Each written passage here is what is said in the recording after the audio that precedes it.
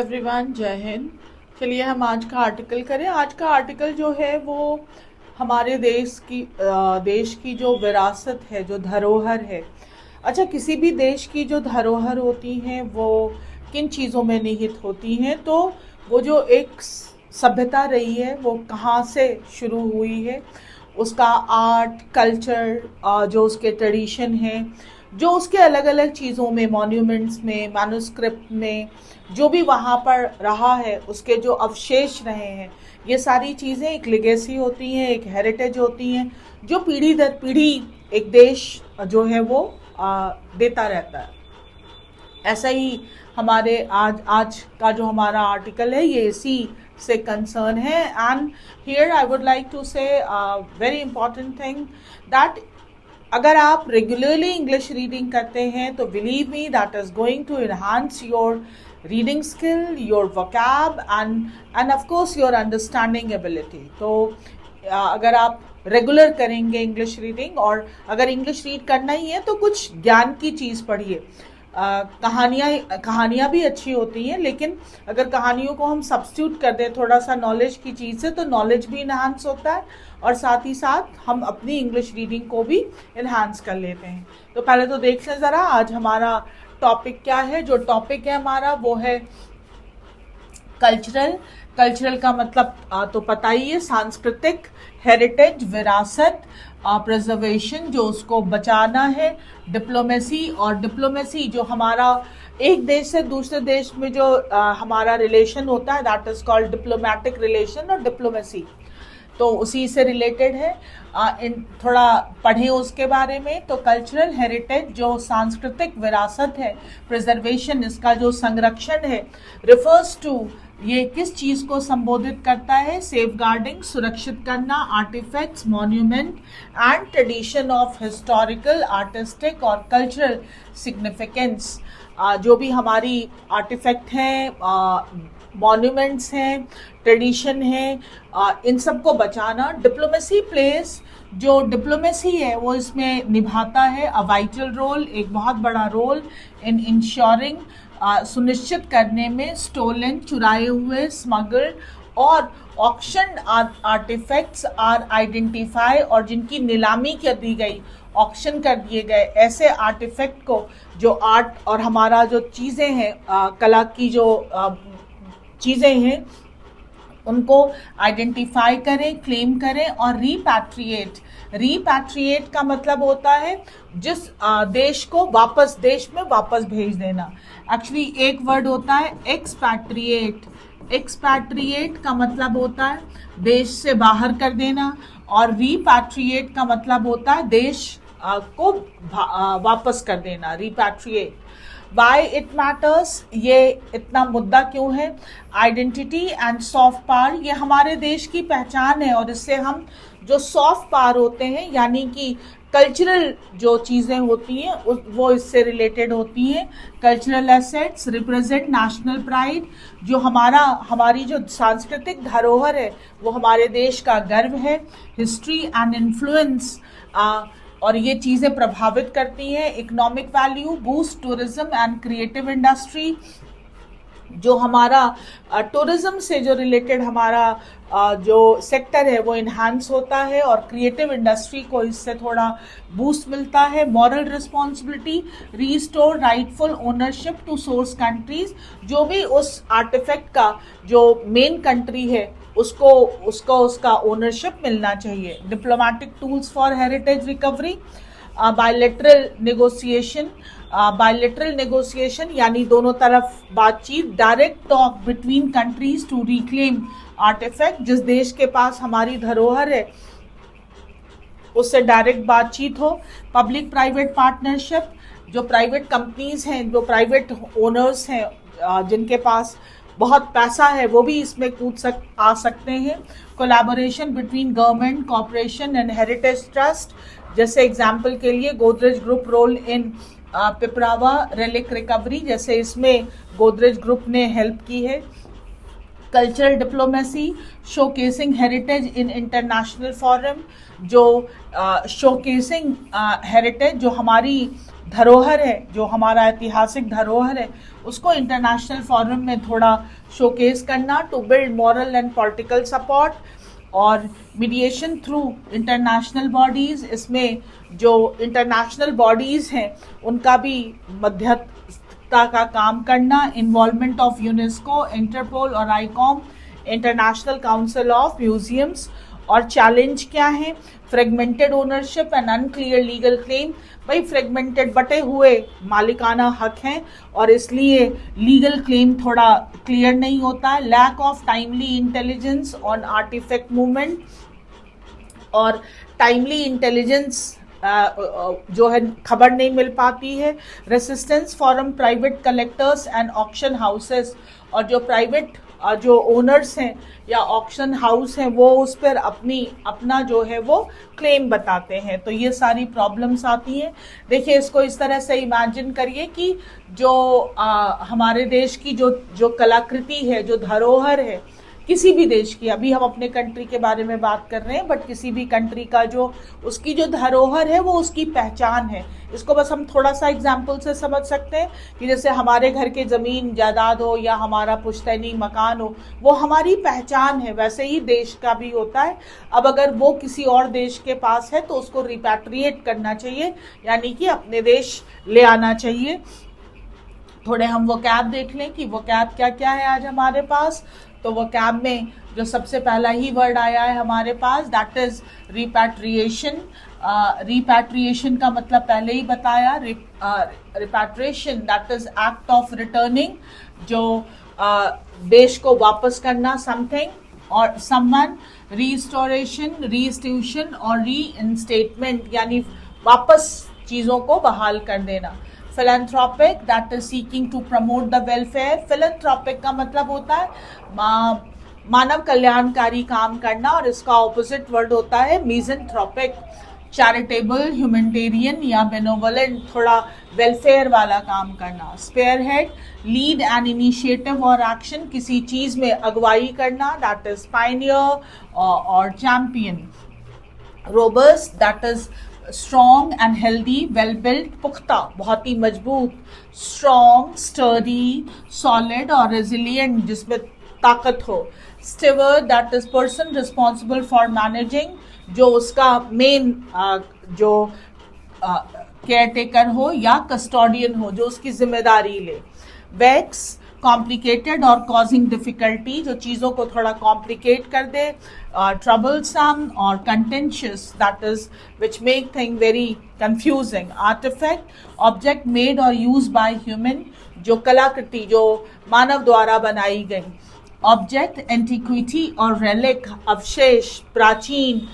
President, पूर्व उदाहरण, earlier event used as an example, जिसको हम सब कह सकते हैं मॉडल या स्टैंडर्ड, और इंस्टेंस, पूर्व उदाहरण, दैट इज कॉल्ड प्रेसिडेंट। अब ज़रा वर्ड्स बहुत ही अच्छे आए हैं, कर लीजिएगा। अब ज़रा हम देखें कि हमारे पास आज इससे संबंधित क्या है, आर्टिकल क्या है हमारे पास। तो जो आज का हमारे पास इससे रिलेटेड जो आर्टिकल आया है वो है हमारे पास, हेडलाइन है ब्रिंगिंग देम होम, उनको घर वापस ले आए, ब्रिंगिंग देम होम। और आर्टिफैक्ट की बात कर रहे हैं, ये आपको समझ में ही आ गया होगा। India must have norms to keep, India के पास ज़रूर मस्ट हैव होने चाहिए नॉर्म्स, कायदे, रूल्स टू कीप सेक्रेड, पवित्र, पायस, सेक्रेड। रेलिक्स, जो हमारे अवशेष हैं कलाकृतियों के, फ्रॉम बीइंग सोल्ड, बेचे जाने से, जो उसको बचा कर रखना, वो हमारे इंडिया के पास ज़रूर इसके लिए रूल होने चाहिए। The recent repatriation of the Piprahwa relics, ये जो हाल ही में जो देश वापस लाए हम यहाँ से रेलिक्स को, जो अवशेष थे कलाकृतियों के, विच वर एक्सकवेटेड, जिनको खुदाई में पाया गया था। एक्सकवेट मीन्स खुदाई से पाना। इन 1898, जो 1898 में मिला, फ्रॉम अ स्तूप इन उत्तर प्रदेश, एक स्तूप से उत्तर प्रदेश में। मार्क्ड, ये जो लाना हुआ ये चिन्हित करता है एन इम्पॉर्टेंट एपिसोड, एक बहुत ही महत्वपूर्ण episode in India's cultural diplomacy, जो हमारा कल्चरल सांस्कृतिक डिप्लोमेसी यानी जो हमारा जो एक इंटर कंट्री जो रिलेशन है उसको एफर्ट्स के प्रयासों को consider to be physical remnant, जो ऐसा माना जा रहा है कि ये एक फिजिकल यानी कि ठोस रूप में रिमेनेंट्स यानी अवशेष हैं एसोसिएटेड विद, जो जुड़े हुए हैं लॉर्ड बुद्धास मॉर्टल रिमेन, जो उनके नश्वर यानी कि मॉर्टल उनके जो भौतिक रिमेन्स थे उससे जुड़े हुए हैं, एंड हिज अर्ली फॉलोअर्स, और जो उनके अर्ली फॉलोअर्स थे देवर टेकन अवे, उनको ले गए थे in the colonial era and resurface, they were taken away, वो ले जाया गया था कॉलोनियल एरा में यानी जब भारत उपनिवेश था, और वो फिर से आया है फॉर ऑक्शन, नीलामी के लिए। बाय किसने किया इसकी नीलामी का जो फिर से ये उभरा, सुथबेज इन हांगकांग, इनमें ये एक प्राइवेट ऑक्शन हाउस है जिसने इसको ऑक्शन में डाला और फिर से ये सरफेस हुआ एट दिस पॉइंट। और इस पॉइंट पे the Indian government intervene, Indian government ने जो है वो इंटरवीन किया, यानी यहाँ पर बीच में कूदा इंडियन गवर्नमेंट टू हॉल्ट, रोकने के लिए द ऑक्शन, नीलामी को, एंड रिपैट्रिएट द रिलिक, और फिर उसको अपने देश हम वापस ले आए। दीज आर्टिफैक्ट, ये जो कलाकृतियां हैं, now reside in the national museum, अब ये नेशनल म्यूजियम में है। प्रोवाइडिंग और प्रदान कर रही हैं पीपल द अपॉर्चुनिटी, लोगों को अवसर, टू इंगेज, कि आप भी इंगेज हो सकते हैं डायरेक्टली विद एन, एक डायरेक्ट आप उसको देख सकते हैं, irreplaceable piece of India's and Buddhism heritage, जो एक इम्प्लेसेबल जो एक पीस है इंडिया और बुद्धिज्म के धरोहर से जुड़ा हुआ। नोटेबली बहुत महत्वपूर्ण है कि इंडियाज कोऑर्डिनेटेड डिप्लोमेटिक, जो इंडिया ने जो कोऑर्डिनेट किया डिप्लोमेटिक एफर्ट्स, यानी दूसरे देशों के साथ मिलकर जो एफर्ट डाले, डिप्लोमेटिक एफर्ट इन्वॉल्विंग, जिसमें शामिल रहा मल्टीपल मिनिस्ट्रीज, कई मंत्रालय भी शामिल रहे, एंड इट्स मिशंस अब्रॉड, और उनके जो और मिशन हैं यानी जो उनके और ग्रुप जो हैं अलग अलग जगहों पर अब्रॉड, विदेश में, could pursued Sukhdev to postpone and eventually cancel the auction, जिससे उनको जो सुखदेव जो ग्रुप है उसको मना लिया गया, परसुएट कर लिया गया कि वो पोस्टपोन कर दे, और फिर बाद में उसने कैंसिल कर दिया उस एक्शन को।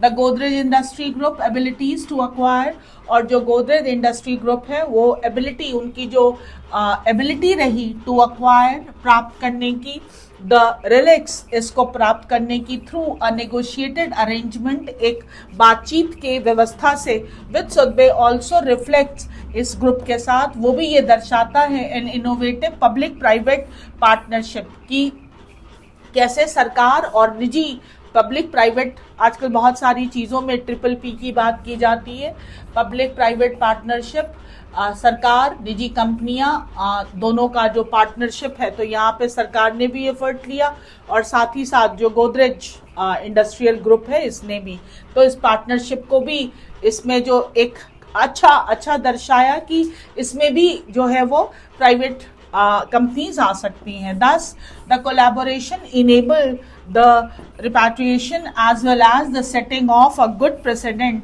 और इसीलिए वो जो हेरिटेज है, वो जो हमारा रिलिक है, वो हमारे देश आया, और साथ ही साथ एक अच्छा जो है example, president example for future recoveries, भविष्य में हम और ऐसी चीज़ों को रिकवर कर सकते हैं, ये भी दर्शाया। कंबाइनिंग, जिससे इसमें और क्या जुड़ा हुआ है, private sector resources with state authority, यानी जो प्राइवेट कंपनी थी उसके रिसोर्सेज और जो स्टेट है उसकी अथॉरिटी, यानी अधिकार जो था वो स्टेट का और जो रिसोर्सेज थे वो प्राइवेट कंपनी के। द एपिसोड, ये जो पूरा का पूरा जो ये एपिसोड रहा, also raised awareness world wide, और इससे एक तरह का जो अवेयरनेस, जागरूकता भी जो है वो रेज हुई वर्ल्ड वाइड, पूरे विश्व में, about India's role as a steward of Buddhist heritage, कि कैसे जो बुद्धिस्ट जो बौद्ध धर्म से रिलेटेड जो भी धरोहर है उसको लेकर इंडिया जो है वो इंडिया उसका एक केयर टेकर है। हाउएवर, हालांकि the case has also revealed, इस केस ने उजागर किए सर्टन स्ट्रक्चरल डेफिशिएंसीज की, कुछ हमारे ढांचे में भी जो डेफिशिएंसीज हैं, जो कमी है, वो भी इससे पता चला इन द फ्रेमवर्क, इस पूरे ढांचे में, within which India operates to recover, जिस ढांचे के तहत इंडिया जो है ऑपरेट करता है और टू रिकवर करता है and safe guard it's cultural asset, जो भी उसके पास जो एक कल्चरल सांस्कृतिक धरोहरें हैं। द रिलिक्स, ये जो रिलिक्स थे एक्सकवेटेड ड्यूरिंग ब्रिटिश एडमिनिस्ट्रेशन, ये ब्रिटिश एडमिनिस्ट्रेशन के टाइम पे एक्सकवेट खुदाई हुई थी, originally had a fragmented ownership, और इसका फ्रेगमेंटेड यानी कुछ ठोस नहीं है, बहुत ही बिखरा हुआ इसका ओनरशिप है, resulting in a complex legal status that wax repatriation claim, और इसकी वजह से जो पूरा का पूरा जो लीगल स्टेटस इसका जो एक जायज जो एक स्टेटस रहा उसने बहुत ही कॉम्प्लेक्स बना दिया रिपैट्रिएशन क्लेम को। सेंचुरी लेटर, अगर हम सेंचुरी लेटर बाद अभी जो कंडीशन है उसकी बात कर रहे हैं कि फ्रेगमेंटेड, भाई पता नहीं है कि वास्तव में इसका ओनरशिप बहुत ही बटा रहा है, तो उसका लीगल स्टेटस जो है वो थोड़ा कॉम्प्लेक्स हो गया। India's reactive posture in the episode, और इंडिया ने जो एक रिएक्टिव जो पॉस्चर किया in this episode also reflect gaps in the existing legal, administrative and preventive infrastructure. जो ये इससे ये भी रिफ्लेक्ट हुआ कि अभी जो हमारे पास लीगल जो कानून से रिलेटेड, एडमिनिस्ट्रेटिव जो प्रशासन से रिलेटेड एंड प्रिवेंटिव, हम कैसे चीज़ों को पहले ही रोक लें, इंफ्रास्ट्रक्चर टू मैनेज, किस चीज के लिए, टू मैनेज हेरिटेज, जो हमारे धरोहर है इनको मैनेज करने के लिए, इसकी अभी कमी है हमारे पास। That the auction was publicly announce, ये जो ऑक्शन है ये पब्लिकली घोषित कर दी गई, and scheduled before India intervene is revealing, India ने जब इंटरवीन किया, जब हस्तक्षेप किया, उससे पहले ये जो है वो पब्लिकली अनाउंस हो गया था। The case also expose the absence of, case ने ये भी उजागर कर दिया कि कमी है एक रोबस्ट यानी पुख्ता, सॉलिड इंटरनेशनल लीगल फ्रेमवर्क, एक लीगल ढांचे की, डिजाइन टू, जिसको डिजाइन किया गया हो टू प्रिवेंट, ताकि रोका जा सके the sale of culturally sensitive object, जो किसी भी देश के सांस्कृतिक, उसके लिए जो बहुत ही संवेदनशील ऑब्जेक्ट हैं, उनकी जो बिक्री है, खरीद फरोख्त है, उसको कैसे जो है वो रोका जा सके। While India used existing national laws and international negotiation, अभी तो इंडिया ने जो यूज किया अपने नेशनल लॉज को और इंटरनेशनल नेगोशिएशन, बातचीत को इफेक्टिवली इन दिस इंस्टांस, इस घटना, अभी जो घटना हुई इसमें, इट ऑल्सो बैंक्ड ऑन, लेकिन ये निर्भर रहा, banked on, depend on diplomatic pressure, थोड़ा सा कूटनीतिज्ञ वाला दबाव भी डाला, which is not a scalable solution, जिसको हम एक हमेशा करने वाला सोल्यूशन नहीं मान सकते। टू एड्रेस दीज गैप्स, इन कमियों को ठीक करने के लिए the country needs a centralize, देश को जरूरत है एक सेंट्रलाइज, यानी एक कोई जगह हो जहां पर जो है इससे रिलेटेड जो है वो सारी रिस्पॉन्सिबिलिटीज हो, डिजिटाइज रजिस्ट्री, सबका जो है वो डिजिटाइज रजिस्ट्री हो of cultural asset, domestic and overseas, चाहे वो हमारे देश में हो या बाहर, integrated with international customs, and उसको फिर हम इंटीग्रेट कर दें international custom and auction houses से फॉर रियल टाइम मॉनिटरिंग, ताकि हम उसको मॉनिटर करते रहें, प्रोएक्टिव ट्रैकिंग, उसको हम ट्रैक करते रहें, and to receive early alerts, और हमें पहले ही अलर्ट मिल जाए ऑफ पोटेंशियल सेल, कि अगर कोई सेल होने वाली है तो। The government could also spearhead or actively participate in international efforts, और देश जो है, सरकार जो है वो बहुत ही एक पाइनियर अगुवाई कर सकती है और एक्टिवली पार्टिसिपेट करे इंटरनेशनल एफर्ट में टू डेवलप किस चीज़ के लिए बाइंडिंग नॉर्म्स, ताकि जो बाइंडिंग नॉर्म्स का मतलब हुआ जिसको लोग माने, बाइंडिंग नॉर्म्स किस चीज़ से regarding to keep sacred relics from, कि जो पवित्र ये जो रिलिक्स हैं, अवशेष हैं हमारे हेरिटेज, फ्रॉम बीइंग कॉमर्शलाइज, कि इसका जो है वो कॉमर्शलाइजेशन ना किया जाए, यानी इसको व्यापार के रूप में ना लिया जाए। Scaling up public private partnership, और पब्लिक प्राइवेट पार्टनरशिप को थोड़ा इंक्रीज करें इज इक्वली इम्पेरेटिव, ये भी अनिवार्य है। Together with encouraging the involvement of, और साथ ही साथ इन्वॉल्व करें डाइवर्स स्टेक होल्डर, अलग अलग जो स्टेक होल्डर हैं, दावेदार हैं, इंक्लूडिंग फिलेंथ्रोपिक फाउंडेशन, जो मानव कल्याणकारी काम करने वाले जो फाउंडेशन हैं उनको भी इसमें शामिल करें, एंड हेरिटेज ट्रस्ट, जो हेरिटेज ट्रस्ट हैं, टू मोबिलाइज, ताकि मोबिलाइज किया जा सके एडिशनल रिसोर्सेस और चीज़ों को इसमें थोड़ा लगाया जा सके, and expertise for recovery and conservation, और एक्सपर्टीज थोड़ी एकदम कुशाग्रता चाहिए रिकवरी के लिए और कंजर्वेशन के लिए, उनको संरक्षित रखने के लिए। तो ये आज का जो आर्टिकल था वो हमारे देश की जो धरोहर है, सांस्कृतिक धरोहर, उसको हम कैसे संभाल के रखें, संभाल के इसलिए रखें ताकि एक तो बहुत ही इम्पॉर्टेंट है कि टूरिज्म इंडस्ट्री को बहुत बूस्ट मिलता है, और फिर हमारी अपनी पहचान बनती है। जैसे अगर हम बौद्ध धर्म का केंद्र भारत रहा है, तो बौद्ध धर्म से रिलेटेड जो भी चीज़ें अगर हम उसको संरक्षित रखें तो पूरा विश्व अट्रैक्ट होगा, टूरिज्म बढ़ेगा, हमारी पहचान बनेगी, और सॉफ्ट पावर को भी हम यूज़ कर सकते हैं अपनी डिप्लोमेसी में।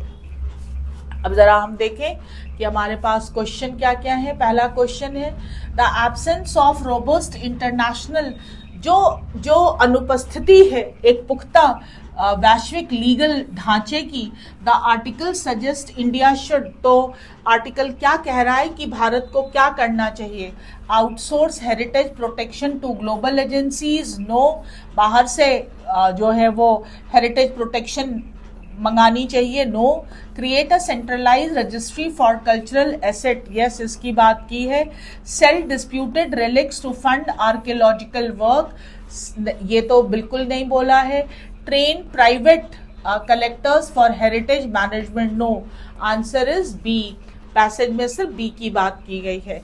विच of the following measures is not mentioned, इनमें से कौन सा not mentioned as a part of future solution, किसका जिक्र नहीं किया गया है, real time monitoring of auction, इसका किया गया है, binding international norms on relic sale, इसका भी किया गया है, establishment of archaeological universities abroad, इसकी बात नहीं की गई है, proactive tracking of cultural asset, इसकी बात की गई है। देखिए यहाँ पर नॉट, जिन क्वेश्चंस में नॉट लिखा हो बी केयरफुल, कई बार बच्चे नॉट देखते ही नहीं है।